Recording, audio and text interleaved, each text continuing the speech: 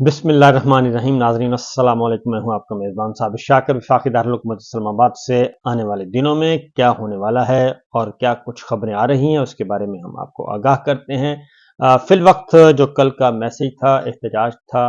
वो मुल्क भर में हुआ और उस मुल्क भर में एहतजाज की जो खबरें गई हैं वो खबरें काफ़ी परेशान कर देने वाली हैं और वो खबरें अच्छी नहीं हैं मुस्लिम लीग नवाज़ के लिए ख़ास तौर पे और हुक्मरान इत्तेहाद के लिए, क्योंकि पाकिस्तान के अवाम जो हैं वो चैन से बैठने वाले नहीं हैं और पाकिस्तान तहरीक इंसाफ चैन से नहीं बैठेगी। और जो 2 दिन उन्होंने कौमी असम्बली में अपनी कुव्वत का इजहार किया है और अपनी स्ट्रेंथ शो की है और जो जोश और जज्बा दिखाया है, उसके बाद इस बात का इम्कान बहुत कम है कि ये असम्बली स्मूथ फंक्शन कर सकेगी और ये पुरसकून अंदाज में जो चाहेंगे कर सकेंगे। इनके इरादे बड़े बड़े हैं और प्लान बहुत बड़े बड़े हैं। हम फलां तरमीम ले आएंगे, हम फलां तरमीम ले आएंगे, फलां तरमीम ले आएंगे, ऐसा कुछ किया जा रहा है। 2/3 मेजॉरिटी की भी कोशिश की जा रही है, लेकिन असल मसला ये है कि इस निज़ाम में और इस सिस्टम में और इस हुकूमती ढांचे की कोई मॉरल ग्राउंड नहीं है, कोई लीगल ग्राउंड नहीं है, कोई कॉन्स्टिट्यूशनल ग्राउंड नहीं है। और फिर आलमी बिरादरी जो है वो भी इसको मशकूक नज़रों से देख रही है और बहुत बहुत कम चांसेस हैं कि कोई भी मुल्क इस वक्त मेन अपने चैनल व्लॉग में, मेन टॉप न्यूज़ पे, उसमें मैं अपनी ढेर सारी बात कर चुका हूँ, वहाँ से देख लीजिएगा, सुन लीजिएगा। तो यहाँ पे उसके रिपीट नहीं करूँगा।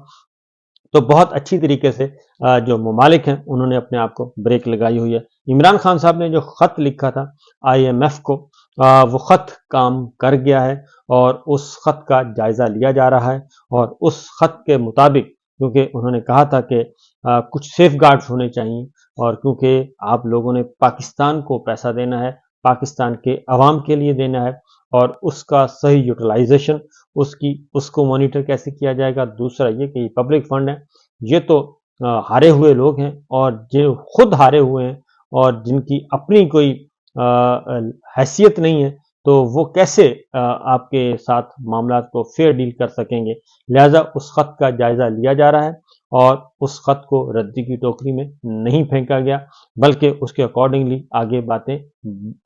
बातें चलेंगी। एक बात, दूसरी बात यह है जी कि ख़ास तौर पे मरीम साहिबा की करेंगे। उन्होंने वो क्या कर रही हैं इस वक्त मरीम साहिबा पंजाब में, और सिवाय इसके कि फ़ोटो सेशन सुबह दोपहर शाम फ़ोटो सेशन तो हो रहे हैं, लेकिन प्रैक्टिकली कुछ कर रही हैं ऐसा नहीं है। सिर्फ अपनी खुदनुमाई, नवाज शरीफ साहब की तस्वीरें लगा दी आटे के थैलों पे। हालांकि ये जो थैले तकसीम होंगे आटे के, वो मेरे और आपके ही दिए हुए पैसे हैं। मैं और आप जो टैक्स देते हैं,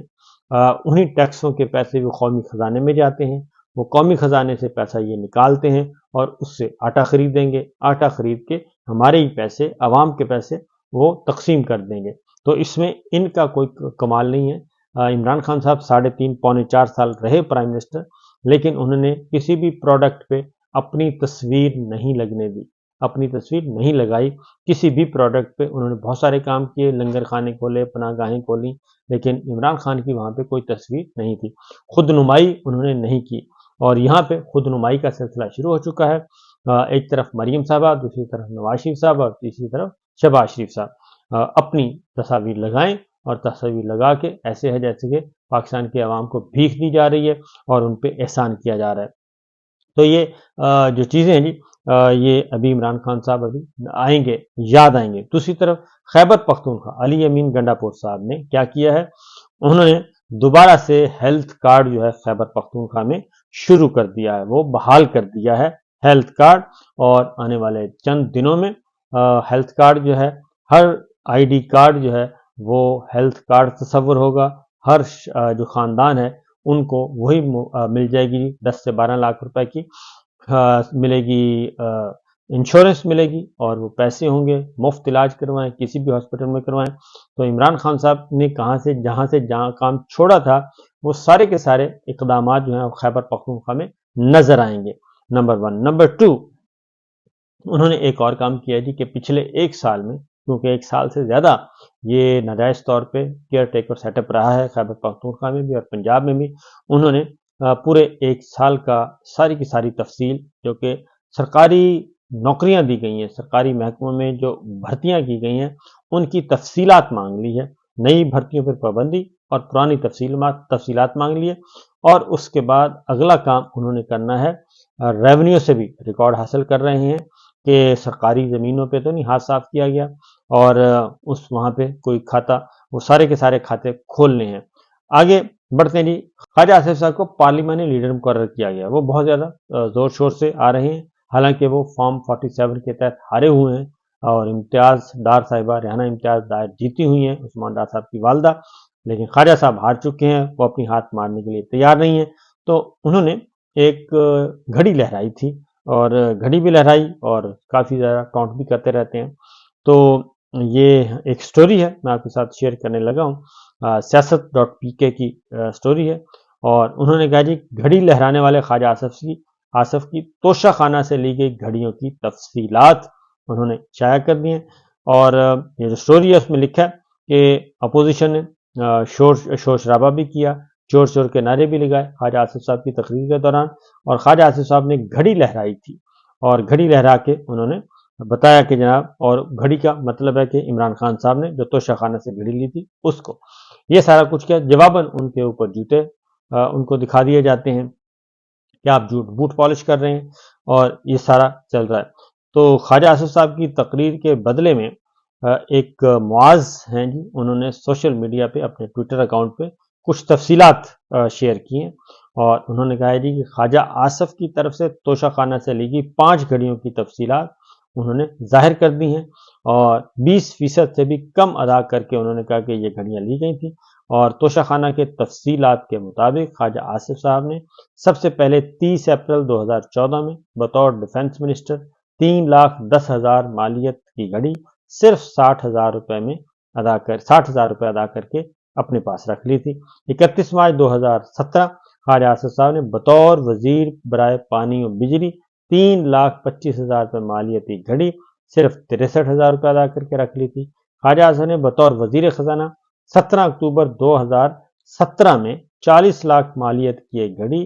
اور دیگر چیزیں 23,57,758 روپے ادا کر کے اپنے پاس رکھ لی۔ 5 دسمبر 2017 3 کروڑ 50 لاکھ مالیت کی ایک گھڑی اور دیگر چیزیں صرف 88,74,000 روپے دے کر اپنے پاس رکھ لیں، جبکہ 15 جنوری 2018 میں بطور وزیر خارجہ 18 لاکھ روپے کی ایک رولیکس گھڑی صرف 3,54,000 روپے دے کر اپنے پاس رکھ لی۔ آگے پھر انہوں نے جی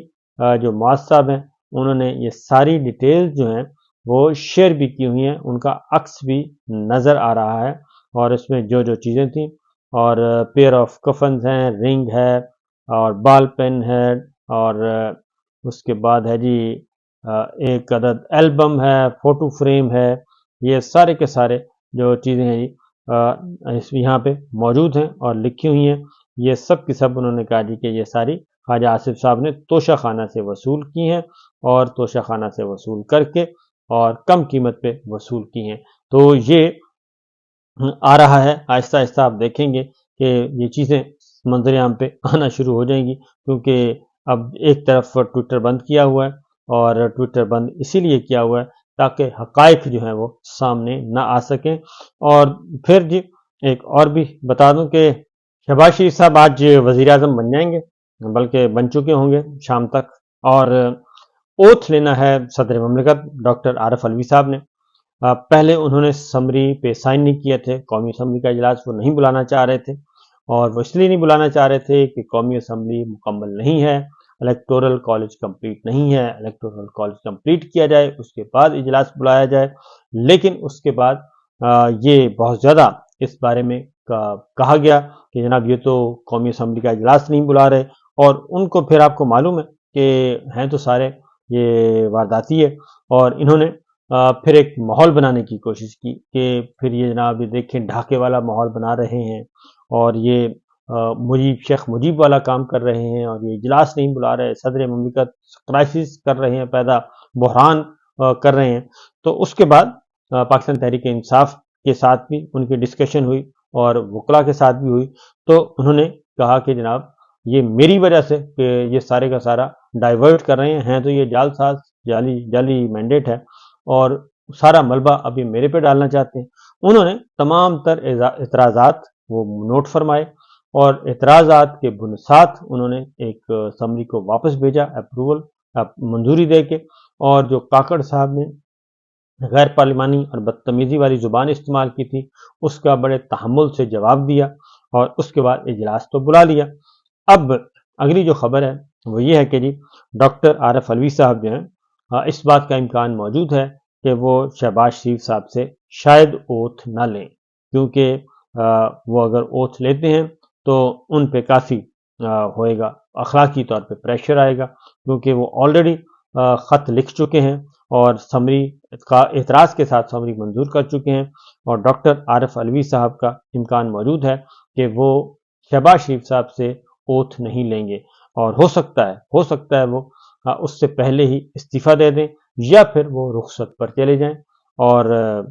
इस्लामाबाद छोड़ दें, और सादिक सिंजरानी साहब जो हैं वो आएँ और वो आके शहबाज शरीफ साहब से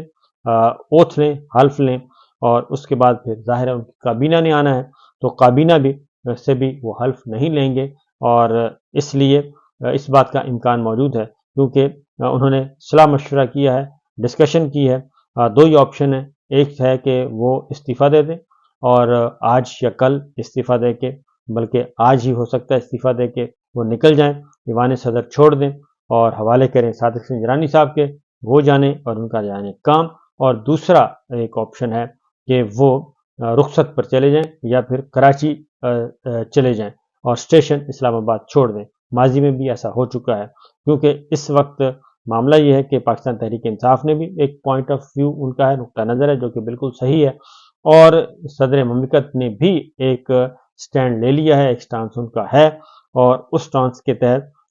वो भी ये काम कर सकते हैं।